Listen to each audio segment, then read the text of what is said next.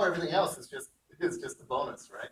So if you look here, if you're a database person like myself, you'll get excited because you'll see joins and sorts and group bys and filters, right? So clearly we're going to be able to implement SQL on this thing, right? And then there's a bunch of other things that have to do with flattening data, treating it as a list or not, and so on, partitioning it, and so on. So, this is the language that you have in Spark to manipulate the data. Okay, so why does this matter? Okay, why did you need this RDB abstraction at all? Well, okay, so, when I talked about Hadoop MapReduce, I basically said the problem is it's using the disk constantly, right? It's writing intermediate results out to disk, it's reading them back in, it's writing them back out again. And why is it doing that? Well, you have to think back to the design the design point that the Hadoop MapReduce was aimed at. The idea was that you wanted to build sort of an infinitely scalable computing cluster. And you wanted to do it in a way where you weren't particularly careful about what kind of machines you were using, right? So if you're running a big web company or maybe a small web company, you get a bunch of machines, okay? And now your business grows, you get another bunch of machines. Now your business grows again, you get another bunch of machines. You want to be able to just grab any hardware you can find and bring it into the system. Now the problem is, if you have a bunch of machines all running at the same time, and they're not the world's best machines, or maybe you're not taking care of them as well as you should, and you're running long computations on them, chances are, at any point in your computation, some percentage of your cluster is going to be crashed, right? It's going to be broken. So you need to be able to build a system that's resilient to crashes that are happening in the middle of a computation. Now, in the database world where I come from, we had a pretty simple solution to that. If you're running a query and the system crashes, you just restart the query, okay? But if you're guaranteed that at some point in your computation, something's going to crash, that approach gets you nowhere, okay? Because you'll restart, something else will break. You restart, something else will break. And so what the designers of Hadoop MapReduce figured out was that if you checkpoint things out to the disk enough, that if any machine fails, you'll be able to pick up, some data, the piece of data that you would have lost, and then just recover that little piece of data and keep going. So you can always make forward progress. So the thing that we had to do in Spark to be able to use memory the way we do is to do it in a way that doesn't break the fault tolerance of MapReduce. And so that's what RDBs do, because you can't change one. Okay, once you've created an RDB, you know what it looks like. And then you have a limited alphabet, you have a limited language to transform those RDBs. So at any point in a computation, you can basically look at a piece of an RDB and know very efficiently where that thing came from, right? So it's called lineage. So, here's an example. You have some file in, say, an HDFS that you read. You apply a filter to it. So let's say it's a log file. You just keep the lines that have the word error in them, okay? And then you pull out, I think this is pulling out the third column of each of those lines, right? So you read the file, you filter it, you pull out one of the columns, okay? That's the statement in Spark to do that. Oh, sorry. Right button. What that ends up looking like, it says, okay, I started off with this file in the Hadoop file system. I applied this filter function to that. And then I applied this map function split to the result of the filter. And that's it. That's the lineage. That tells me for any step in this computation how I got there. Okay? So it's very easy during the course of the execution to keep track of the lineage. It basically costs nothing.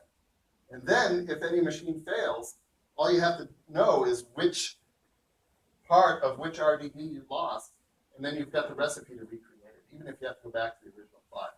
And then if you're smart, you'll do things like checkpointing and some things along the way so that you don't have to go all the way back. But that was sort of the key insight to Spark, was that if you make the interface simple enough, okay, two things can happen. One is you can get fault tolerance even though you're doing everything in memory. And two, you can still implement all these advanced functions, right, all these advanced systems. That is really at the heart of Spark. That's really, And by the way, you can be, 10 or 100 times faster than what people were using before. So you put all that together, it's not surprising that a lot of people are interested in that. Okay. The other thing you can do, and I'm sorry, it's a little bit of an eye chart, but what this is letting you do is, remember, a big part of what we wanted was a unified system. And so what this is showing is this is doing an iterative computation, a logistical regression. This is a SQL query that returns an RDD, right? That's the core unit of processing in Spark. So we get this user's RDD, and then we can basically, there's a SQL query, okay? And basically, we can then take the results of that SQL query, treat it as an RDD, and then run other Spark jobs on it, including our machine learning library that we've got. So, basically what the system lets you do is move back and forth from, Scala, which is the native language of Spark, to SQL, to this graph language we have, to the streaming implementation, and so on. Okay, so that's what it looks like if you're a program. Okay. So I showed you a little bit about SQL. I didn't go into the details. We talked a lot about Spark. I just want to say a couple other things that are in the stack. One is we have kind of a simple approach to doing streaming. So stream processing is basically where you take data and try to process it as it's coming in. Now, in its purest form, what you want to do is, as each new item comes in, you want to, kind of run it through your processing and update whatever results you have. That turns out to be a little hard to do, although you can do it. That was, anyway, it's a longer story. But you can approximate that by taking a batch system like Spark, okay, and then shrinking the batch size. Okay, so, if your batch of data is a day long, right, then that's how fast your system goes. The fastest you get an answer is at the end of the day, right? But if you shrink that down to an hour, to a minute, to a second, to less than a second, you can start getting an approximation to that kind of real-time processing that for most applications is going to be sufficient. So that was the approach we took in Spark Streaming. It's not the pure approach, but it's something that gets you close for a lot of the things that people were trying to do real-time processing. And so, the way that works is you take an incoming RDD and you basically chop it into this thing called a D stream, which is basically the RDD from time, from one time period, followed by another RDD, which is the next time period, followed by another RDD, which is the next time period, and so on. So you basically chop the stream into the incoming data into individual pieces. Okay, and then you can apply window operations to it. So if your fundamental unit is chopping your stream into second long intervals, then you can basically do windowing. So you can basically do anything. You can treat that stream as any granularity larger than that fundamental granularity you have. So if you want to look at things in 3-second intervals, you would just apply 3-second window operations. Okay, and so this is another system that's sitting on top of Spark that is basically just letting you approximate real-time processing using the same exact programming model that you'd use if you were doing batch processing. So I don't think I have the R chart here, but if you look at if you look at a Spark program to process an entire batch, and you look at what the streaming version of it looks like, it's almost identical code. You can actually cut and paste the code from the batch version. Okay, so this is another way we can plug in another component of the system. Okay, the last thing I want to talk about in the stack is the way we do graph processing. So, here's a problem so let's say you want to do processing in Wikipedia. So you might want to understand the link structure of the operations, of the items in Wikipedia. So, you have a table of titles and links. You can build that into a graph. You can compute page rank on that graph, say, and then you can output, another table, right, which is like the top 20 most popular pages, right? Or, you can follow the discussions. You can build a graph of the relationships between the editors of the different discussions. You can then run a community detection algorithm on it to see, who are groups of people that tend to work on similar things, and then you can output that as a table as well. Okay, so this is a typical thing, a typical way that you'd want to do graph processing in a system. And what you'll notice is it's got it's got three kind of fundamental types of structures here. It's got kind of just regular XML files. It's got tables and it's got graphs. And so we built a system on top of Spark called GraphX that basically lets you view the data using these different lenses. You can view the data as a table, you can view the data as a graph. I've sort of already said this, but the problem, if you do this in a sort of a system that's not our system, you end up having to say, okay, I'm going to use Hadoop or Spark to deal with my tabular data, and then I'm going to use some specialized system to deal with my graph data. Okay, and what we basically said in our project is let's not do that. Let's see, can we build a graph system inside of Spark or on top of Spark? That's going to give us all the functionality that you get out of Praggle or GraphLab or one of these specialized systems. So we knew we could do that, but then the question is, how fast can you do it? Right? How much performance do you have to give up from the specialized system to get this more general system? Right? Because if it's too slow, it doesn't matter whether you can do it, because no one's going to use it. So we built this thing called GraphX, and it basically says I've got a bunch of data. I can view it as a graph. I can view it as a table. Okay, and as good database people, we basically said, we're going to look at these as views in a sense. So we can view the data as tables, or we can impose a graph view on top of it. But underlying it is a common structure. Okay. All right. So we had a paper on this is the last OSDI. But the basic idea is you have a graph, so you've got edges and vertices. You've got properties. You've got data about edges. You've got data about vertices.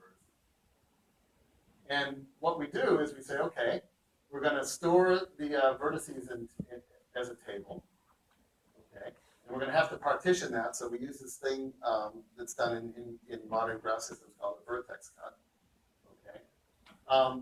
And so, we split this across, in this case, 2 machines. And then we're going to split the edges from each partition across the 2 machines as well. Okay, so we've got a table that represents the vertices. We've got a table that represents the edges. And then we're going to take another table, and we're going to use that to link these things up. And so what you'll notice is, this says that A has links in partition 1 and 2, and B has links in partition 1 only, and so on. Okay? So we've basically done a tabular encoding of this graph structure, and using this vertex cut. All right. And so then that's how you do it. Okay, now the question is, how do you make it go fast? So we say, okay, we're going to represent the graph as table. We're going to represent once we've done that, we can represent our graph algorithms as basically relational operators. Okay. Then comes the fun part. Then you have to make it go fast. And there's a whole bunch of things that we apply, kind of under the covers, to make things go faster, including having to implement some specialized join algorithms that weren't in the vanilla version of Spark. Because if you just apply the Spark join to this thing, it runs too slowly. All right. And we're going to materialize a bunch of views in order to make things go faster so that we don't have to keep computing the same thing over and over again. Okay. So how does this work? Well, the answer is it works pretty well. So if you try to implement a graph, this is PageRank. If you try to implement PageRank on just Spark, right, you get performance that looks like this. Okay, and that's the runtime. So the bigger the higher up you are, the worse it is. Okay, and then these 2 blue ones are 2 specialized systems, so GraphLab and Giraffe. GraphLab's kind of the one that's viewed as being probably the fastest graph system out there now. And what you see is that where GraphX is competitive with these 2 systems. It's basically usually faster than Giraffe, and sometimes it beats GraphLab and sometimes it loses to GraphLab, but it's within the same ballpark, and it gives you the same order of magnitude speed up that you get compared to not having the graph system at all. Okay, so if you look at that OSDI paper, what you see is all the tricks, all the implementation tricks that we implemented to make things run as fast as a native system. All right? But remember, the whole reason we're doing this is because you don't just have graphs, right? You have tables, you have graphs, you have streaming. So what happens when you put this thing in a pipeline? So think back to that original example where you're processing Wikipedia pages. All right? Well, if you do all that in Spark, it takes that's seconds, so 1,500 seconds. Okay. If you do it in a system like Giraffe or GraphLab, well, those systems aren't complete enough to do all the processing. You have to do your work on the graph system, then you have to move things into Spark, and then you have to process in Spark, and then you have to move it back to the. Oh, sorry, I did it the wrong way. Sorry. You start in Spark, and then you move it to the graph system, and then you move it back to Spark.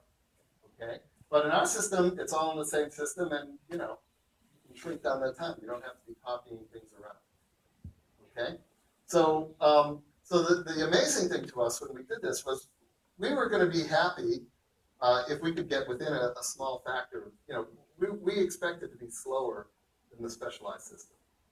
And what we found was if we do the right engineering on it, we could actually get rid of any performance problem relative to the specialized system. And then we get the extra advantage of we get to do all the processing in our system, so we can actually go faster on an end-to-end pipeline. Okay, so GraphX is really the system, one of the most recent parts of the system. It's been put into the Apache Spark framework, and it's kind of another proof point. So we talked about SQL, we talked about streaming. Now we're doing graph processing, all within this Spark foundation that I spoke about. Okay, now at the very top of the stack, we had applications. So I just want to mention this briefly. But we used Spark to implement some genomics processing. In particular, we built something called SNAP, which is an aligner. So if you have a reference genome and you have pieces of some genome, you're trying to figure out what it looks like, you map them, you match them with the reference genome, right? And that's how you line things up. So SNAP is a system that runs on Spark, and it basically, at this point, finished an alignment in hours compared to days in the state of the art before. That time's actually come down to like 20 minutes. But what's interesting, and this is kind of amazing for us working on system stuff, is the SNAP system that we built was actually used by a group at the medical school at University of California, San Francisco, to diagnose a rare disease that this 14-year-old boy had. And what happened was he had brain swelling. They couldn't figure out what it was. They had to put him into a medically induced coma. They took a sample of his spinal fluid, and they sent it to this lab at UCSF that we had been working with. And what they did is they basically ran SNAP. They ran a lot of things, but one of the things they did was they ran SNAP to basically find all the human DNA in the sample of this kid's spinal fluid and subtract it, and then look to see what they had left. And when they looked at the 0.016% of what was left after they subtracted out all the human stuff, they found this rare infection that was causing this problem. Turns out to have had a pretty simple treatment. They gave him the treatment and he recovered. So it's kind of a funny. It's an amazing story, but it's also interesting if you're a student to think, why do I care about big data, right? Why is that an important problem to work on? I mean, this was an amazing result. Work we were doing at such a low systems level was able to have this kind of real impact in pretty short order. So that's kind of an example of what we're doing at the application level. And then what we've really been able to do, and I'm not going to go into it in any detail, but by looking at how people are storing genomics data. So what are the file formats that they're using? Basically, those file formats were created at a time when the model of computing was, buy the biggest machine that fits on a desk and run it for as long as it can run. Okay? It makes it very hard to spread the data across multiple machines the way we do in a modern big data cluster. And so we came up with our own genomics, format for genomics data. And then what that lets us do is spread the computation across a cheap cluster. And what you see is you can start getting, kind of crazy performance speed up of, the traditional genomics processing pipeline. By applying kind of modern big data, best practices. Okay, so I kind of took you, I'm sorry if that was a bit of a long trip, but I took you kind of all the way up the stack. So that's the badass stack, and as you can see, there's obviously a lot of work that's gone into it. And what I want to do is just take a couple minutes, maybe 5 minutes, and talk a little bit about sort of what's the framework. How can we do this kind of work in an academic setting? Okay, because I think even we were surprised. Berkeley has a long tradition of building big systems, but we were even surprised at sort of how much we were able to build and how quickly we were able to get it out into the world and really get it used. And it's because things have really changed. And so I think it's an important message, especially for the students in the room, that it used to be that you could say, hey, I'm just a student, I'm just writing papers, my software doesn't have to work and whatever, and you can still do that, but you don't have to do that. If you really want to have an impact, there's kind of an easy way. That's not easy. I'm sorry, I shouldn't say easy, but there's a way to possibly do it, and it's through open source software, right? And that's what's really changed. So let's just talk about. I'm sorry, this is all details. It's a big group. It's 65 people, and we've got a lot of professors. The main people are this good-looking guy here and these other good-looking guys. Well, what's interesting is, for one thing, you probably recognize some of these names depending on what field you're in. But the other thing you'll notice is, we're from a bunch of different areas, right? Databases, machine learning, systems, networks, security, crowdsourcing, right? So we have a group of faculty who do all these different things who decided to work on this project together. And when I say work on it together, I'm not fooling around. So we all share a room that's maybe twice the size of this room. This area here, so these aren't walls, these are desks. And this area here is where 7 or 8 of those faculty sit. So, when you come into the lab, there's professors there, there's students there, there's postdocs there, there's programmers there. That's kind of how you collaborate. And you have to do that because these people all work in different areas, right? If I need to work with somebody in machine learning, I can't just talk to them once a month. I won't know what they're talking about. I have to talk to them pretty much every day. And so that's kind of how we set up the project. The other thing we do that's pretty interesting is from the very beginning, and this is obviously easier to do at Berkeley because we're in Silicon Valley, but it's not impossible to do here. But we very early started talking to companies and getting companies interested in what we're doing. And in fact, we now have this set of companies that sponsor our work. And Amazon, Google, and SAP all sort of signed up to be major sponsors, and then all these other companies, are involved and sponsor the work and come to our meetings. And so what we do is we meet with them twice a year. All the students present their work, and then we get feedback. Each of these companies sends a bunch of people to our meetings. So we have about 150 people there. And the students present their work, and then they get immediate feedback from people in industry who are really trying to solve these problems, who will say things like, hey, that's the best idea I ever heard, or sometimes they'll say that's the dumbest idea I ever heard. And a lot of times what they say is, well, that was really interesting, but that's not my problem, right? My problem is this other thing. And, sometimes we believe them and sometimes we don't, but, it's this constant back and forth that kind of makes sure that what we're doing stays relevant to people other than just ourselves.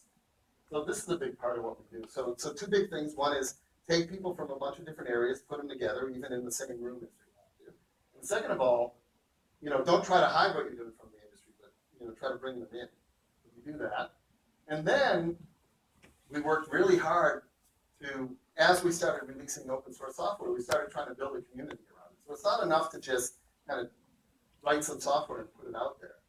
Okay, but you actually have to try to, first of all, you got to make sure it works pretty well. Second of all, when it breaks, which it will, right, because somebody besides you is using it, you've got to fix it. And so you have to work with people. And then what you want to do is bring in other people to help you build new things and help you fix it. So now those projects at the bottom of the stack, there's more developers from outside of Berkeley than inside of Berkeley. In fact, Spark, I believe, has something like 400 developers working on it. And very few of them are at Berkeley now. But so what we did is we would run meetup groups.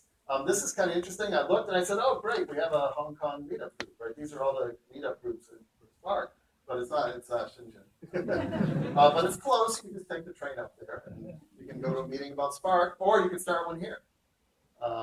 So there's a big thing you have to do to kind of build a community and get people excited about what you're doing. Well, what's fun is if you're a student and you build one of these systems, and I mean, it's not easy, but you could be standing up there, and you could have this group of people listening to your every word because they want to use what you built and learn how it works. And if you can get things going, that's what can happen. So what's now? So what's changed? So one thing that's changed is people have figured out that open source software can actually be useful, and in particular for things like analytics, where maybe it's not a life or death situation, that if the system is down for a little bit, it's not the end of the world. People are willing to try out new software, and in particular for big data, since the problems are so hard, and the systems that are out there are in general not sufficient for the next big problem, people are willing to try anything. And if you put software out there that's at all useful, somebody's going to pick it up. Somebody's going to say, hey, this is great, except this thing didn't work. It'd be nice if you did this. And then that's how you start, that cycle of actually, getting the software to a place where other people want to use it. And so, if you're interested in building software, it's a really nice platform to do it in, right? The full open source environment. Now, and it doesn't have to be Spark. You don't have to have this brainwave that they had in the business student did Spark. We had a class project. We had 3 students who said, hey, I like to program in R. The problem is R only runs on single node machines. I'd like to be able to run R on a cluster. So what I'll do is I'll write a translator from R into Spark. And they wrote that thing. It was a class project, so they didn't implement the whole language. They implemented some big piece of it. And then, they didn't know what to do with it, so they just put it in the AmpLab, GitHub repository. Well, people saw the word Spark. They saw the word R. They said, wait a minute, that's exactly what I want. I want to be able to run R on Spark. And so people started using it. And the next thing these students knew, they had a whole community, and actually it was too much for them. They were theory students. They didn't want to be doing it. And so they found other people in the community to take it over. And so now there's kind of an increasingly full version of R that you can run on Spark. It started from a class project. So, and you don't have to be at Berkeley to do that. You could build anything on top of Spark, and if it's useful, somebody's going to try to use it. Okay, I'm going to skip that. I just want to mention for the professors in the room, you might be thinking, well, that's great, but unfortunately I have to do research. These are the 8 students who've graduated from our lab in the last 2 years. So a lot of our students go to industry, no question about it. But of these, 3 are now professors at MIT, one's a professor at Stanford. We get papers published, so so you can do research and get the software. Okay, last thing I want to talk about. I have a couple of minutes. Okay, so last thing I just wanted. So that was a little bit about sort of the culture that we try to create to do this type of research. Okay, and I should mention, by the way, that if you're interested in that, there's a paper that one of the lab members, Dave Patterson, wrote in the CACM, I think in March of this year. It's called How to Build a Bad Research Center. And, that's where it goes through a lot of sort of these rules about, getting people together and how to do that. So if you're interested, March 2014. All right. So the last thing I want to talk